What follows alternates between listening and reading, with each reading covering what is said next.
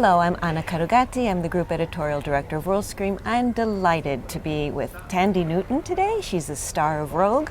So, Thandie, tell me, what appealed to you about the project? What grabbed your attention? The central character of Grace, a woman an ordinary woman, hardworking. Yes, she's an undercover cop, but she's a woman who goes about her work with real industry and determination, and she does so for her own satisfaction, but also because she's a mother supporting, being part of that family unit. And then her life goes into a nosedive, and I just was fascinated by an ordinary, hardworking woman who doesn't expect to be put on a pedestal or the center of any kind of dramatic story, suddenly being thrust into a situation where she has to be basically a superhero. That was what fascinated me. And I think at a time when I love superhero characters, and in movies a lot of the time, especially really huge tentpole movies, we've got superheroes with magic powers and so on, and I just think that it's important to provide alternatives where superheroes are amongst us, where Absolutely. people, because let's face it, we need to remember that we have extraordinary power within ourselves to deal with all kinds of situations, and Grace is someone who goes through the extremities of that. Now, as an actor, what different creative muscles, so to speak, do you need to stretch doing television as compared to a feature film? Well, the stamina is the biggest thing, the physical stamina. The emotional, the thing about film, unlike, say, theatre, is that once you have completed that scene, you're never going to do it again. Right. So you can really put everything into it.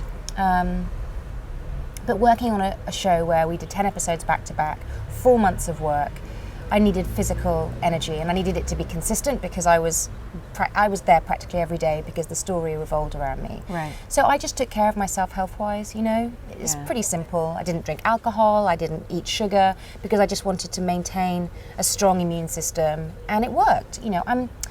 I take my work really seriously.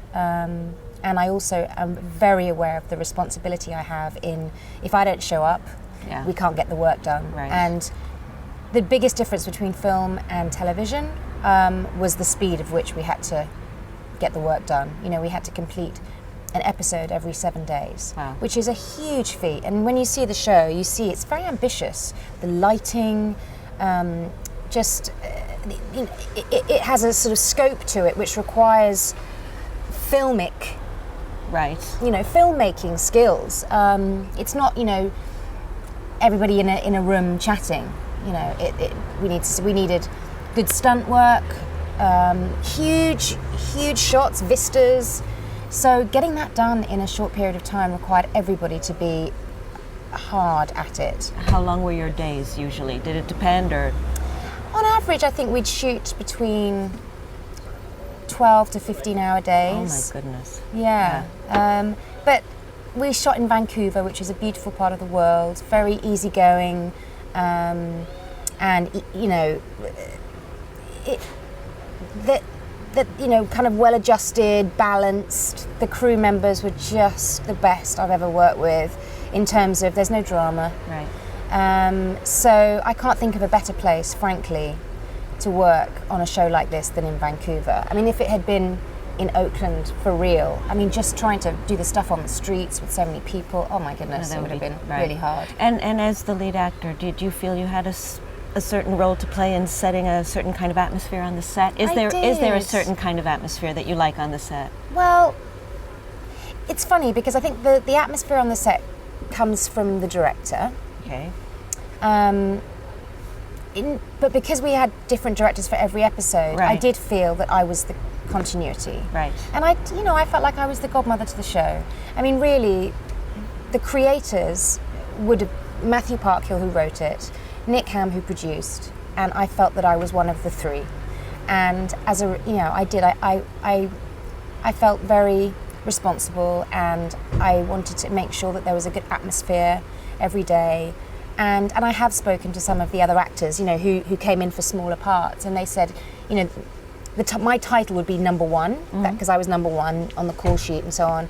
And they had said lovely things about, that as a number one, I kind of led the whole thing well. So Was it your first time in that kind of a role? Yeah, it was. Yeah, I mean, it's the first TV show that I've that's circled around you, around me. I did a guest spot on ER many years ago, which I loved, and I was aware that I was taking on a lot, but I prepared myself. And you handled it fine, didn't you? Well, I think so. I'm very proud of the show. I'm very proud of what we achieved in the time that we had, and the limitations that obviously puts on a production.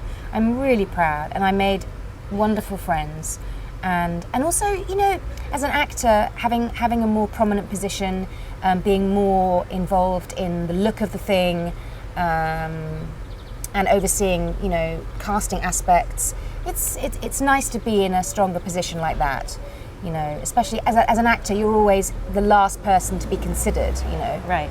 Which is just the way it is, and I'm used to it. But it was nice to be a bit more sort of creative and have a stronger sort of sense of, overlooking the whole thing. And this is an international co-production. So, how does that feel, knowing that that your work will be able to be seen by a broad audience? Is that in your mind when you're filming or when you're thinking about the whole production, that this isn't being made just for one country? This is being made for many audiences. Well, I don't know. I mean, 20 years in the film business, I feel like everything that we do is potentially for every audience around the world. Right. And I'm no stranger to that. I mean, the fact that I'm half Zimbabwean and half English, I've always looked at the world as a sort of a complete organism, so I actually love the idea of it being seen by a lot of people. And also, the themes in the show are universal. Grief, loss, vengeance. So it works. I mean, any story works all over the world, I think. But I didn't actually think about it when we were shooting. So no, I was more preoccupied with authentically playing this woman who is from Oakland, San Francisco. Right. Right, and doing the best possible job. Yeah. Right? And enjoying it. Right, exactly. Because I think nowadays something good will travel regardless. I think if it's well done, audiences respond. Yeah, I do. But I think there's something good about every single piece of creativity that's out there. And one of the things about the World Wide Web is that people have access to everything. And it's a funny thing though when you're working on screen, is that you don't get to sort of have the feedback of the audience. But the internet does change that to a degree if you sort of follow Twitter and all that stuff. But it's a new frontier for sure, and it's interesting to see how that's going to play out in the next decade. Really how the internet is going to affect us as creatives and marketing, and how people, and also just being able to judge the success of something. Yes. It can't be about sales in the same ways that it used to be. That's right. So it'll be interesting to see. I mean, we still do the same thing. Right. We read a script and we respond to it emotionally and we play the role. All right. Well, thank you, Thandie. Thank you It's a so pleasure. much.